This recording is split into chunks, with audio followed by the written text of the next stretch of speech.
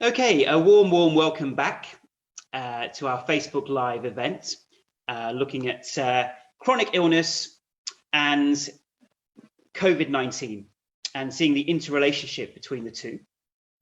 And so we've just gone through information about if you are worried about the virus and if you get COVID-19, how you can prevent yourself from getting fibromyalgia or chronic fatigue syndrome, where we do potentially see a second wave of illness coming as a result of that.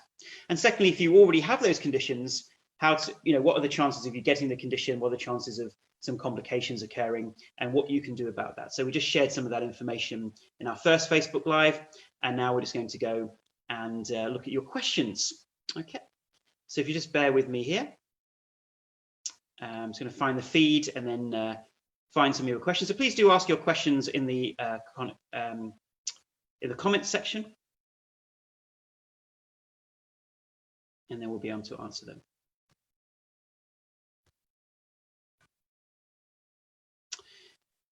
Okay, so hello to a few people out there. So hello to Marie, tuning in from Germany. Welcome to you.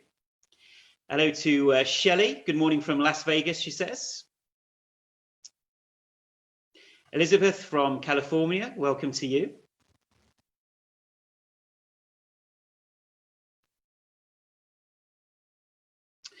Vicky saying, how long per day do you need to meditate to gain a protective benefit? Very good question, Vicky. So when they have done studies on the optimal level in order to boost your immune system, the magic number is 20 minutes.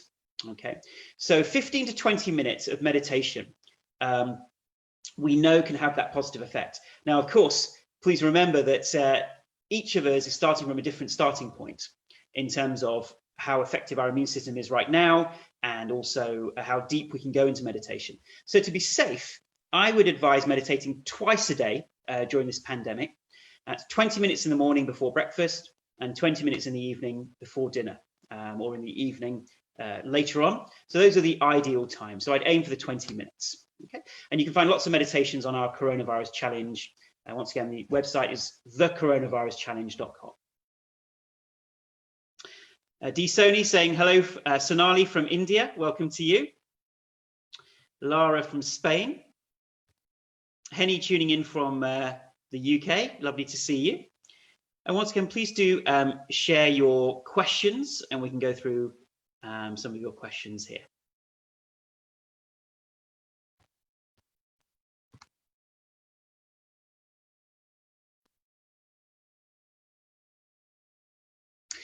Andrea saying, is there any kind of treatment that we can take without medication?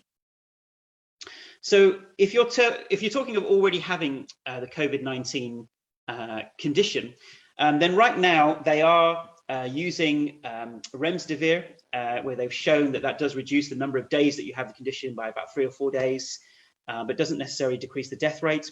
There are other antivirals that certain doctors may use. So that's not really what we're covering here, and that's something that if you have the condition, please do speak to your local health authority or your doctor in terms of what specific medication that you can take. But from our perspective, once you have or you do contract this COVID-19 virus, if that occurs, there are many things that you can do to boost your immunity yourself, and one of those is obviously deep rest, regular meditation, and all the things that we've discussed. Abigail from Germany, welcome to you. Miriam also from Germany. Margaret says, I had a bug a few weeks ago and the techniques you mentioned kept me okay. I had many of the COVID-19 symptoms, including the ones only recently publicized. Yes, often the ones such as a loss of smell or taste. So Margaret, I'd be very intrigued to know if you had the condition. And certainly, once again, I remember that from a previous Facebook Live, a couple of people did say that they tested positive for COVID-19 and they had ME and chronic fatigue syndrome, and they were able to move through it without needing to go to the hospital, etc. So from that perspective, that's a positive sign that yes, people are getting the bug, but they are able to recover, and we aren't necessarily seeing further complications in people with chronic illness, which is the good news. But once again, we want to take precautions. Andrea tuning in from Chile, welcome to you.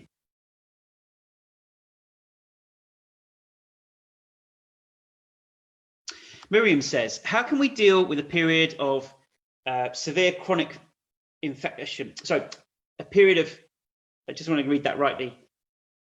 I'm assuming you mean a period of chronic pain after experiencing a virus infection. Yeah, so no energy and lots of pain.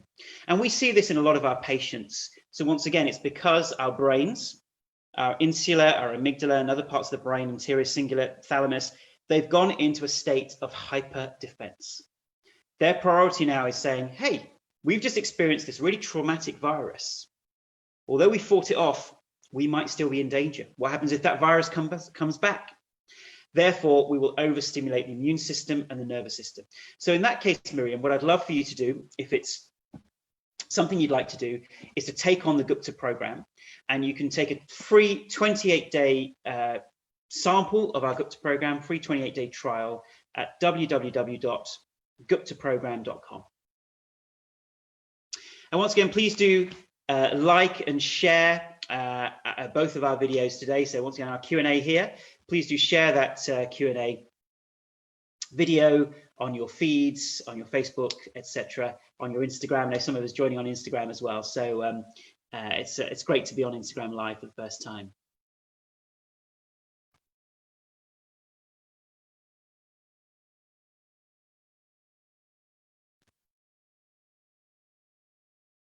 Shelley says, for those of us who have autoimmune diseases and are really scared of going out, do we really need to stay isolated for the upcoming months or years? You know, Shelley, I'm going to be honest with you, we don't know.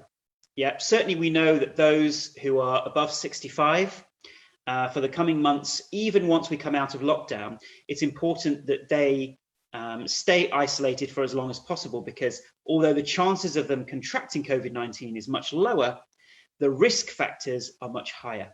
Now, for those of us who have autoimmune conditions, I think once again, the jury is out. Does it affect people more severely? We don't know at the moment. So better to take precautions, and yes, stay isolated if you already have some very complex, by the sounds of it, autoimmune diseases and autoimmune conditions. Just try and stay isolated until we understand more about the effects on people with those conditions.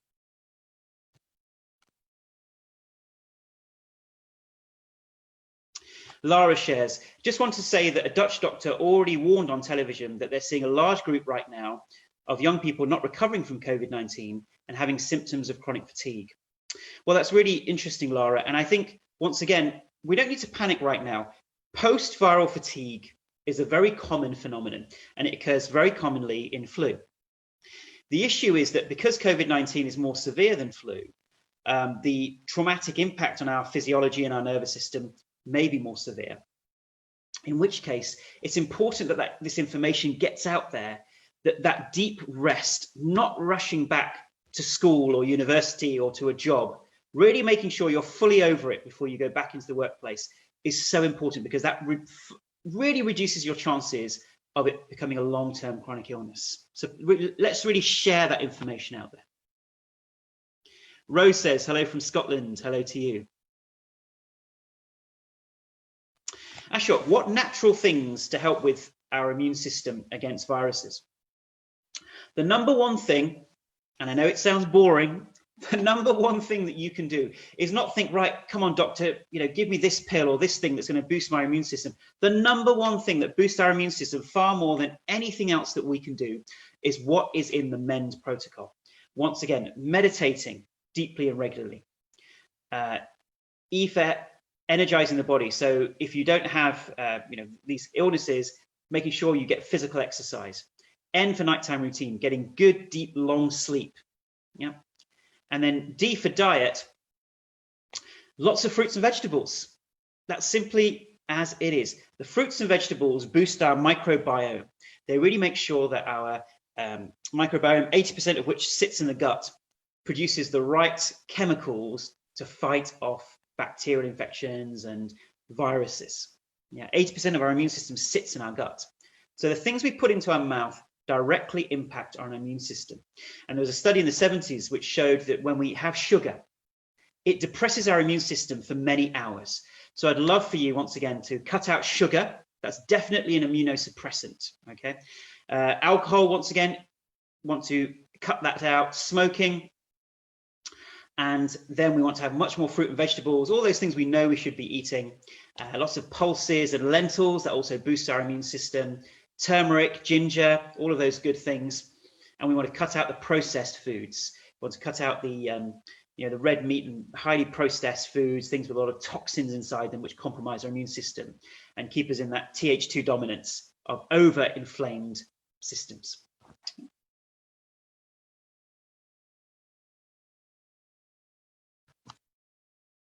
Nikki says, does echinacea help boost the immune system? Now, for many years, it was believed that echinacea didn't boost the immune system, and it was a kind of urban myth. Now, some recent studies have shown that echinacea can support the immune system moderately. Okay, so it's perhaps something that we can choose to take as a mix of different things, but it's not a magic bullet for the immune system. And when it comes to meditation, 20 minutes is in one sitting, so not split up into 10 minutes over here, 5 minutes over here. Unfortunately not. No, 20 minutes minimum in one sitting. Joyce says hello from Nebraska. Welcome to you.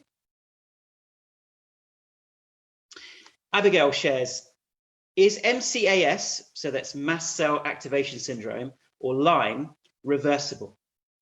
Abigail, the good news is that we have many people who you'll see on our website, the success stories, who have mast cell and have Lyme, who have successfully, partially or fully recovered from the condition using the Gupta program.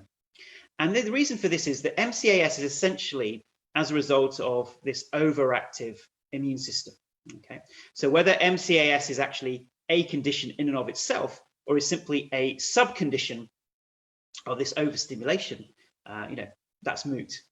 And Lyme, I believe, once again, can trigger post-viral fatigue syndrome, which can then turn into ME and chronic fatigue syndrome or fibromyalgia.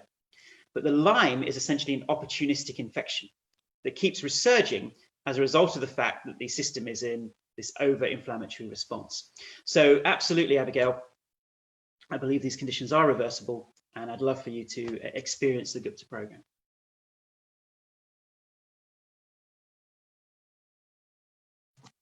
Now, I knew people were going to ask me controversial questions. So Sarah asking me here, what are your thoughts on 5G?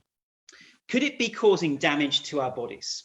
Therefore, is electrical sensitivity not treatable using these methods? All right.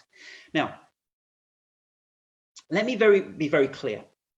I am not someone who's a supporter of increased, I suppose, electromagnetic fields and electrical wiring around us, all these gadgets we have around us, and all these electrical fields which are being generated. I'm not a big fan of that. I do believe that they, in some shape or form, might contribute to, I suppose, a defensive response from our bodies. Yeah, we are electrical beings. What do you think is transmitted all through our nervous system? It's electrical signals. Okay. At the same time, I will state my personal view, and it's up to you what you believe. I do not believe that 5G has triggered this illness. I do not believe that 5G is triggering any of the symptoms. I do not believe that 5G has mutated this virus and created what we're seeing around us. I don't believe any of that. And it's a very, very simple reason. Although people are linking the outbreak in Wuhan to the establishment of 5G, it is very clear that throughout human history, you can go back thousands and thousands of years, coronaviruses and bacterial infections have always existed. They've always mutated. They've often jumped from animals. And so this is nothing new. And when we have this virus around us, we're often looking for rationalizations and trying to understand, and that's where conspiracy theories come from. But actually, what we're experiencing is nothing that has not been predicted in the past. We always knew that actually we were vulnerable as a species to some kind of virus jumping from an animal to a human. It's happened for millennia. Okay, it happens, in fact, over the last 20 years, it has happened numerous times, well before 5G or even 4G was created. Okay, and in fact, the virus is spreading in countries which don't have 5G. So for instance, Iran, it's spread severely in Iran. Iran has no 5G networks or transmitters at all. In fact, even in the US, where it's actually being transmitted severely right now, there are many states where 5G doesn't exist. Okay, So I think we can remove that from our minds in terms of the connection between 5G and this virus. In terms of 5G affecting our bodies, if you do suffer from electrical sensitivities, once again, we have successfully treated people for those sensitivities. So yes, we may be surrounded by more electrical fields, but this overreaction from our bodies that causes the symptoms of electrical sensitivity, that is an overreaction. And you might say, well, Ashok, that doesn't make sense. Surely as evolutionary beings, why would our system overreact? Our bodies and our systems can overreact to novel stimuli. And the classic example of that is how people are passing away from COVID-19. They are passing away because of an over-response, a cytokine storm from the immune system, which is over-responding to the virus and actually causing death. So that is an example of how our bodies don't always get it right.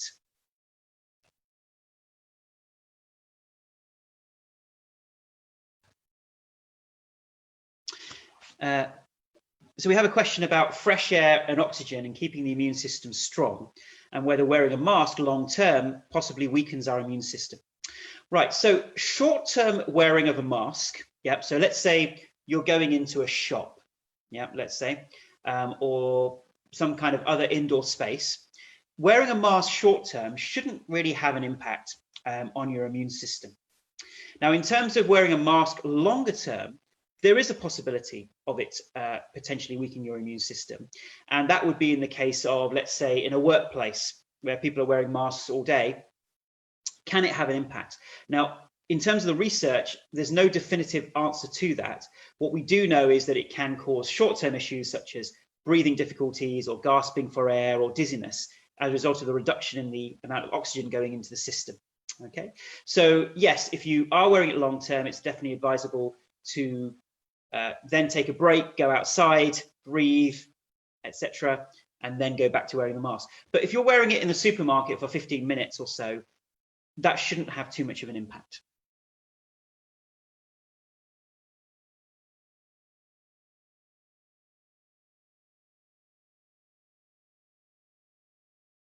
Naomi says, is there any evidence of the effect of meditation on an activated autoimmune response?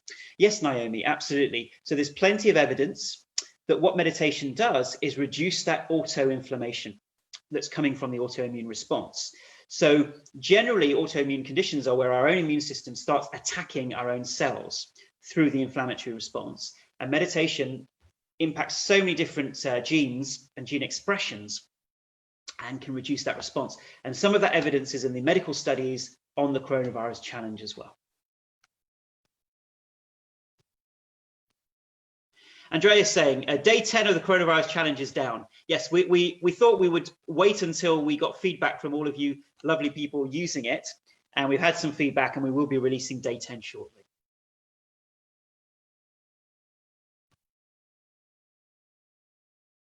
Does it matter what type of meditation we choose to do?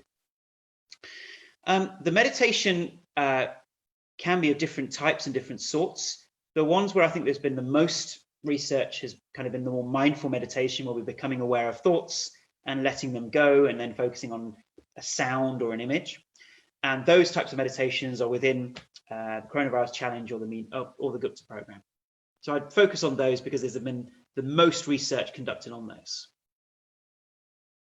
Miriam says, if we have sleep issues, is it okay to take melatonin if we can't sleep? I would advise melatonin only in the short term, okay? Because we don't know the longer term effects of taking it regularly, and we don't know if there's addictive effects, etc. Once again, the research is mixed on this. So as a very short term remedy, if you really can't sleep and you really need to sleep for the next day, then perhaps melatonin can support your sleep.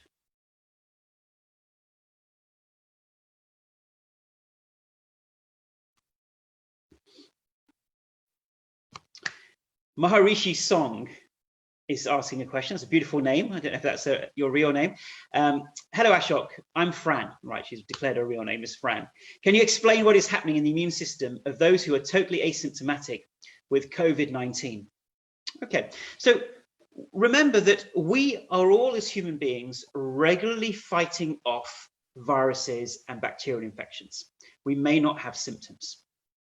So what happens is that first layer of epithelial cells in the nose. They're our first protective layer against viruses entering the body. And generally, I would hypothesize that those who are asymptomatic, it's where the virus has not entered the lungs necessarily. And what may have happened is it's being fought off in the nose area or in the throat area by the white blood cells and coordinated attack from the immune system. And in terms of them being asymptomatic, as I said, people don't realize, but we are regularly fighting off opportunistic infections all the time. They already exist in our bodies, and when there's been a dip in our immunity, some of those get reactivated, such as HHV. And when that happens, our immune systems kick back in to recognize those opportunistic infections and fight them off. So in the same way, I would hypothesize that this is what is happening in those that are asymptomatic. Now, at the same time, some people are reporting that there have been some post-viral effects, even in those who had very mild symptoms. Now, what's going on there, we're not sure. I would hypothesize that, once again, the illness may have been potentially traumatizing for the brain because it was so severe, and the brain may err on the side of caution and start producing mild stimulation of the immune system, causing overinflammation.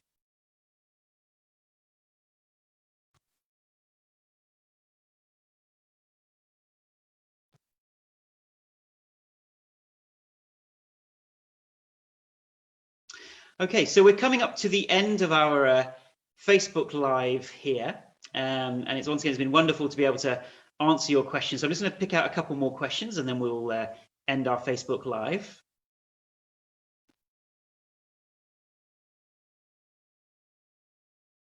Shelley says, one of my rare autoimmune conditions is Lambert-Eaton. That's one I haven't come across, actually, and it does attack our lungs. And if we have compromised lungs already, does that really push us into the high risk category? And will the mask really help when we have to go out? Thank you. So Shelley, yeah, I understand your concerns, and certainly I would consult with your doctor or medical practitioner on that question, because that's not a particular autoimmune condition that I'm familiar with. But certainly I would say take the precautions, and that probably does put you into high risk category.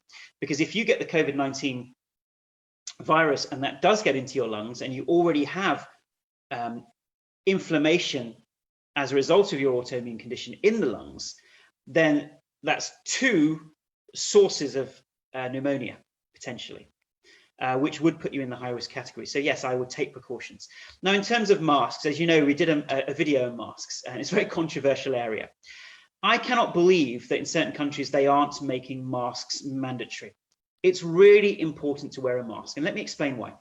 Firstly, if we have the virus ourselves and we're asymptomatic, wearing a mask really prevents it from being spread to others. So it's like a community service that we're doing, that we will never know sometimes if we have the virus or not. But by wearing a mask, we are protecting our fellow man and woman. So just for the love of others, please wear a mask. So that's reason enough. Secondly, there's a lot of people saying, oh, but a mask doesn't really stop you from getting infected. Now, that's not quite true, actually. From the research that we've done, and based on the size of the coronavirus, if you make the right kind of mask, even if it's not a medical mask, like an N95 mask or an FFP3 mask, even if you make the right kind of mask from the right kind of material, it still is able to protect you. So as an example, an N95 mask protects you 95% of the time from a virus or a bacterial infection that's small enough to enter through the that mask. But if you, let's say, make your mask from 2 layers of cotton with a sheet of paper in the middle, or actually from a tea towel, yeah, a kitchen, I don't know what they call it in America, the tea towel, I can't remember now, but basically the things you wipe the dishes with. If you make a mask out of that, studies have shown that that gives you an 83% reduction in the chances of getting a virus. So although they may not fully 100% protect you, having a mask certainly reduces the chances. Yeah. And the second thing is viral load. We know that not only is it whether you're infected or not, but how much of the virus penetrates into your nose and mouth for it to then create an actual infection or ongoing infection. So that matters. So when you're wearing a mask and it's tightly around your nose and mouth and tightly protecting you, you're going to reduce the amount of viral load that comes into your system. So you know, we've done a lot of research in this area, and we just cannot understand why certain authorities, especially in the UK, but also in the US, are not making masks mandatory. Yeah, and I believe that in certain Anglo-Saxon cultures, this idea of civil liberties, of not forcing things on the population, is what is being prioritized right now. And I understand that, but certain countries like Spain and Italy have enforced mandatory wearing of masks on public transport and in public areas. Why are some countries doing that but not others? The science is still the same. The science hasn't changed. But why are certain countries saying, oh, it's okay, you know, we strongly suggest you wear a mask.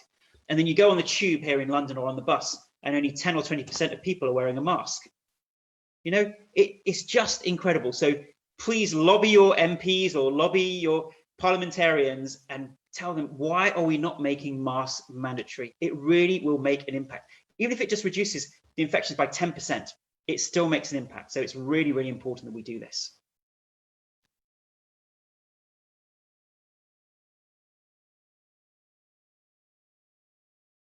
What's your perspective on social distancing? So once again, if we are outside, especially if there are lots of UV rays from the sun, our chances of contracting it are very low.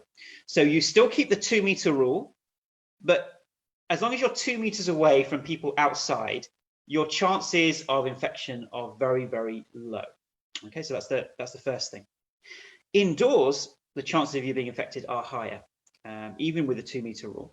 So that's where we encourage wearing a mask, even indoors, because we know that aerosols can hover in the air for up to a few minutes. So let's say you've kept 2 meters away from somebody, but someone coughs.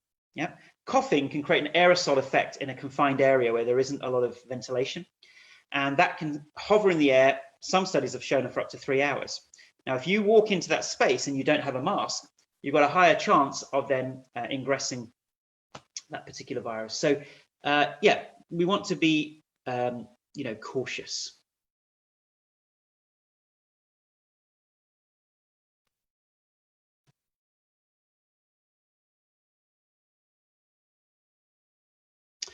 Okay, so once again, we're just finishing up our Facebook Live here. Sorry if I didn't get to all of your questions. So what I'd love for you to is please do share this very valuable information on your Facebook feeds, your Twitter, your Instagram, right across social media, especially within groups of ME/CFS patients and fibro patients, MCS.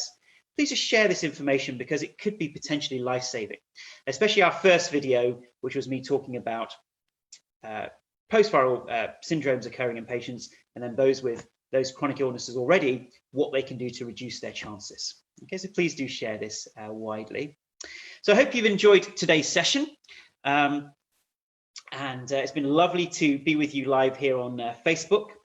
And certainly we'll be doing this again soon.